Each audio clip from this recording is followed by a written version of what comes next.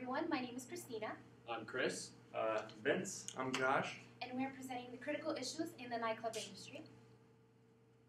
Alright, so today the nightclub industry is comprised of about 65,000 establishments. 32% of them are taverns, 20% of them are bars and lounges, 19% of them are edging out drinking places, 11% of them are cocktail lounges, and 9% of them are nightclubs.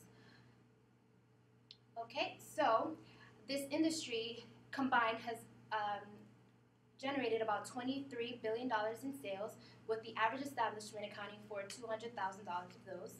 This industry is very labor intensive. They employ about 352,000 employees a year. In 2005, the industry generated about $4.1 billion in payroll, with the average employee earning about $60,000 a year. It's very important to note that this industry has a very big tendency to go of bankruptcy. 85% of nightclubs go bankrupt within 2 years of operations, and this is due to high product turnover as well as low profit margins, and this makes them susceptible to, the fact that they have high product turnover and low profit margins makes them susceptible to adverse changes in demand. So this industry's demand is driven by the economy and alcohol-related trends. Some factors that may prevent guests from participating in these luxuries are the decline of our economy, the rate of unemployment, and the low disposable income that many guests may have. So some financial statistics are from 2007 to 2011. Revenue has fallen at an average rate of negative 1.9% per year. In the height of the 2008 recession, in 2009, the industry actually contracted for the first time and revenue decreased by negative 10.1%. But fortunately, from 2010 to 2011, industry revenues has increased from 2.3%. So because of this increase in revenue, could it be that most of the managers are paying too much attention to the bottom line? Because nowadays managers enter the industry with absolutely no knowledge of the nightclub industry or maybe HR in general. And in our next slides, we will cover some of the problems that this industry actually might incur. All right, so here's our general overview. We just got a huge statistic from Christina, which is that 85% of nightclubs close within their first 2 years of operation. This is major. This means that they're not being properly managed and that the employees aren't feeling secure in their jobs, that these people are kind of just coming in, going for the bottom line, trying to take as much money out of it as they can, and then leaving the company behind. That's something that needs to change, and it can change through HR. HR is a critical part of the nightclub industry that's just being completely ignored. And so when you think of the nightclub industry, you kind of think of very unprofessional aspects of our industry, and we want to change that. We want that to be different. Instead of a nightclub owner just giving all of their responsibilities to a single manager and then having that manager poorly manage all of the separate employees, we need owners and managers who both know what they're doing. Typically, there's no training for these employees, not for the bartenders, not for the servers, not for the bouncers, not even for the managers themselves. And so we can't expect to have well-managed, well-functioning nightclubs without any aspect of training inside of them. A lot of the staff is expected to come into the business with experience, with training from other places, but these other places don't provide training either, so it's a really, really big downward spiral that just continues to get bigger and bigger the longer these people are working within the industry. So in our next slide, we'll talk about the problem itself. We've spelled it out here for you right now. HR concepts are not being implemented in nightclubs to improve the efficiency of the workforce. HR is only viewed as an expense, not as a tool for profitability. Like I said before, there's no training. Not only is there no training, but from a manager's aspect, there's no way to monitor or track the employee's ability to perform their duties. That nobody really knows whether or not a server is doing her job well. Nobody really knows if a bartender is doing his or her job well. Nobody knows if the bouncer is doing his or her job well unless there's a huge problem, unless something big comes up that's taking away from the bottom line, that's disrupting the workforce, that's making it an unsafe environment. And until these problems come up, we don't see the little things that could have been prevented along the way. And our last big problem, or small problem point into the big problem, is the lack of communication systems. A lot of the parts of the clubs, they don't know how or what's happening between the separate parts of it. We want the janitors to be able to talk to the bartenders, to be able to talk to the general manager, to be able to talk to the assistant manager, to be able to talk to the servers, all at the same time, improving communication. All these things all together, basically what we're doing is we're trying to improve employee satisfaction, customer satisfaction, and overall increase the bottom line, even though HR is typically viewed just as an unnecessary cost. Right now we're going to show you a video. We went out and interviewed a promoter for Bijou. This is a man that we didn't know before, so this is just his opinion on the industry, on HR. Hey everyone, my name is Ronan Ben-Yehuda, and I work at Bijou Nightclub here in Boston. Was there any sort of training for the position that you have? No, there was no training involved at all, mostly because I'm a promoter and event planner, so there wasn't really no training involved in my job. So it's experience-based, they expect you... experience-based. It all started after, I'm really good friends with the owners, and it all started, casually. I decided to have my own event, and it turned out to be a very good one, so I just kept doing it. How do they motivate an employee? Do they give you any incentive? Like, is the only incentive that they give me and the other promoters to work well is basically we get paid based on the people that use our guest list, so people that we bring in, as well as percentage of tables that we sell.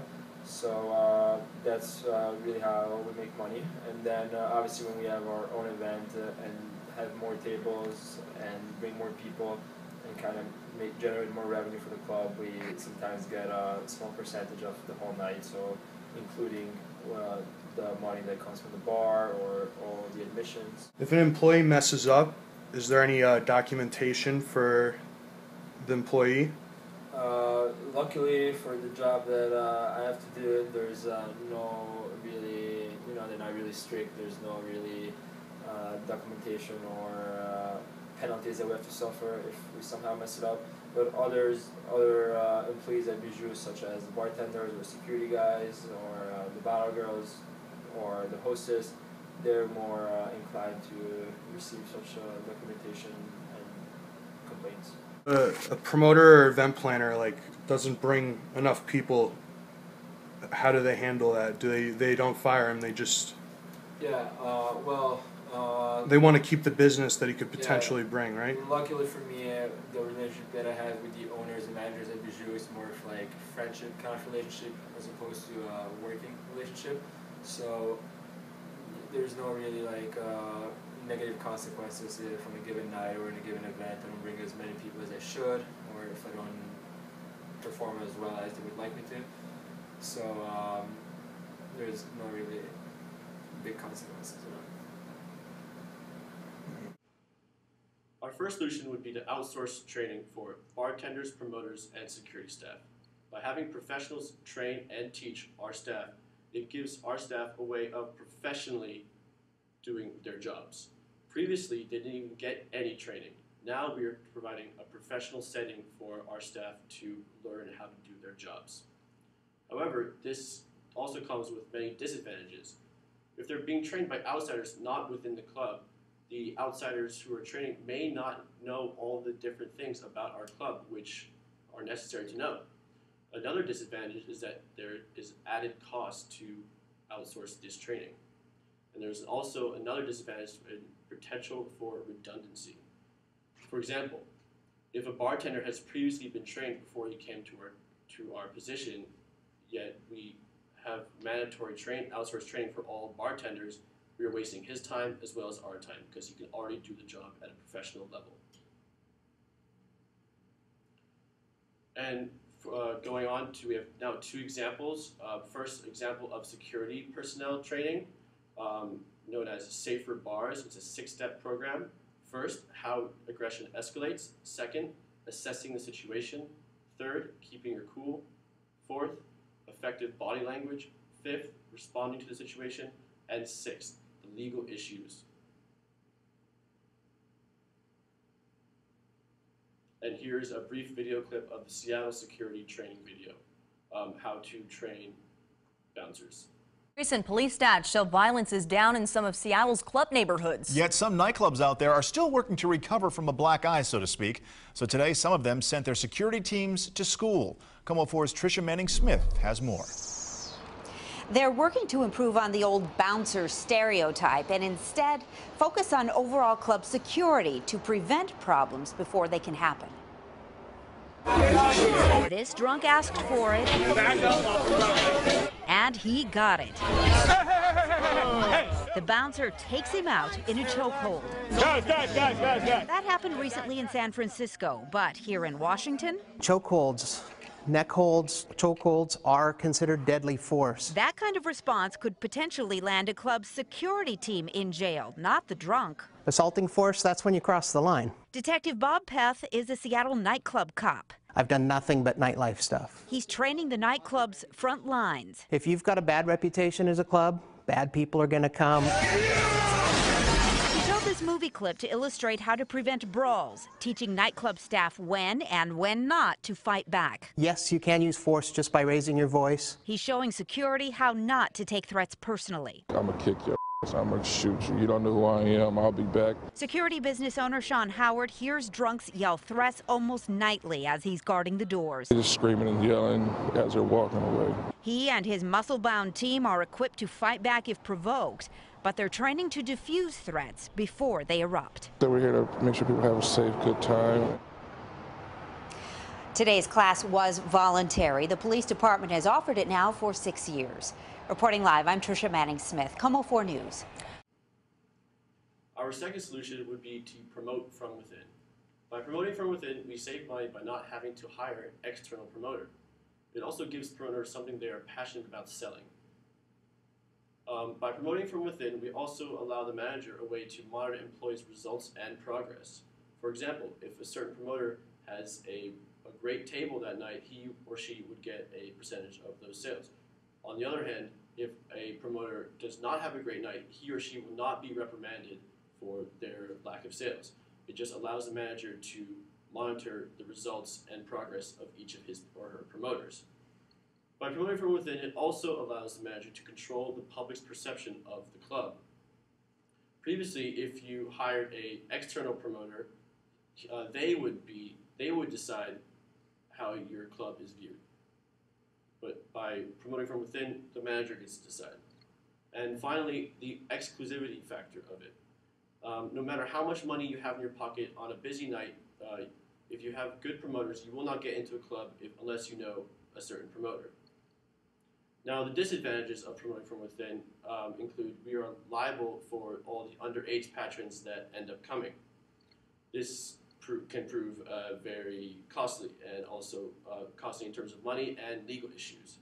And finally, the last disadvantage is we lose all of the perks that the external promotion company may or may not bring, including light system, sound system, and or a DJ. When we promote from within, the manager will be responsible for finding all of these extra perks.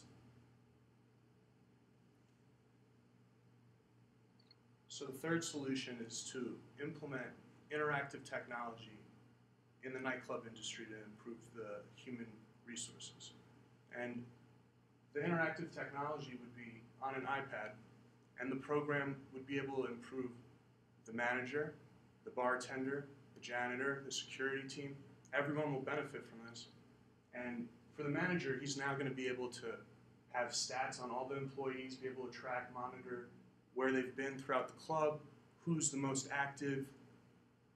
This way he knows how to retrain those that need it.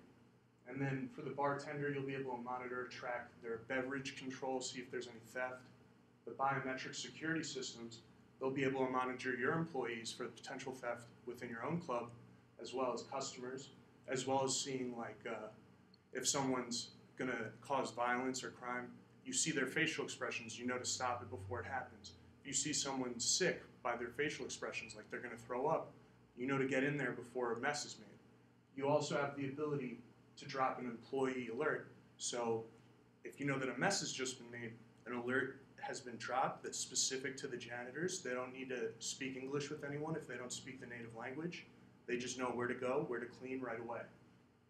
So the communication system is very important because people don't know when they're needed. So by having the table software, having the menu, you'll know when your table wants a beverage. You'll be able to service them right away. You won't, as a customer, you won't be waiting forever for your bottle server to come serve you. And you're also going to be aware of how many bottles someone's been drinking already. So when you see that a table's buying their 6th, 7th, 8th bottle, you go, okay, these guys are potentially going to get sick soon, so we should kind of look out, make sure that they aren't getting too rowdy and cause problems. So this is an example of interactive technology. It's called the biometric bouncer. It's the facial recognition for ID for nightclubs. And in addition to that, if you have the wireless headsets, you're just going to make the security team really work well. So there would need to be someone who's monitoring the biometric system to see the facial expression, the body language, and get these alerts, and then he would relay the message to the security team. Or he would relay a message to the janitor team, or like page them with a beep so they see like a visual alert. They have to go clean something up. So here's a video of the use of the biometric bouncer. What if you could stop a troublemaker before he even enters your establishment? What if you could identify a VIP before she even walks through the door? Biometric Bouncer uses state-of-the-art facial recognition software to capture vital information to help make your club or beverage retail business more secure. This first-of-its-kind, out-of-the-box facial recognition scanning system is easy to use, processes information in a matter of seconds, and runs on a laptop or touchscreen computer. I've got 20-plus years experience opening, designing, and designing security plans for large entertainment venues. I saw an opportunity to actually take the surveillance systems you have and take them a step further, actually a giant step further. Helping to make the facility safe, using proven technology that we've been able to establish and embellish upon, helps customers feel more comfortable going into facilities where they know that their safety is assured. With the Biometric Bouncer, you can reduce your liability as a club owner or beverage retailer, reduce the use of fake IDs, build a customer database and note either poor behavior or VIP status, monitor and verify what your employees are accepting as valid IDs. What we've done is taken long-established algorithms, added our research and development with a over 1 million face database, and packaged that into an off-the-shelf product. A lot of places already have a camera system, so if you take our software, hardware, and now coordinate it with the system that's in there, you'd be able to take and zero in and monitor specific people as well as watch for specific events. Here's our SWOT analysis of the interactive technology. So the strengths, your ability to monitor, track your employees, you enhance the communications, you have an increased employee attention to customer, you know when the customers want things, you're going to decrease your violence and crime because you know if someone's about to be violent by the facial expressions and the body language, you get there, you prevent it. Same thing with employee theft. You see someone's body language, if they're going to steal something or if they're thinking things like that, you notice before it happens. Same with someone who's sick. Now, potential weakness, the program that we're using could possibly crash, could be expensive to implement, and it could be hard to train the employees to use it. Now, the opportunities, it would increase the sales by decreasing your downtime between customer orders, by increasing the table turnover, like the promoters outside the front of the club, they have the up-to-date menu on the iPad and they can show, okay, this table's open, you want to buy this table, they can reserve tables for the future, and then they know when a table has turned over. They go, this table's available right now, and now people who want to buy a table, they can take their money right away and have their increased sales. So employee motivation, they'll be more motivated to work harder when goals are set and their progress is monitored. They're knowing that they're doing a good job and they feel qualified at the workforce. Now, a possible threat, yeah, your program could crash, or maybe you could get a virus, or it's potential for someone trying to hack into the software, or there's a power outage and you lose the data, or you're unable to serve for a night. So in conclusion, this industry is incredibly profitable, and there's no reason why human resources is not an essential tool to increase the profitability. The most profitable restaurant in the country is Tao in Las Vegas. They made $60 million in sales as a result of these bottle sales. So if they're making all this money, why are they not implementing training? They can afford this HR expense, and it's really a necessity for their business. And they would probably increase their sales even more than it is. And it's amazing that this industry, even the best in the industry, Tao Vegas, they have no implementation of human resources.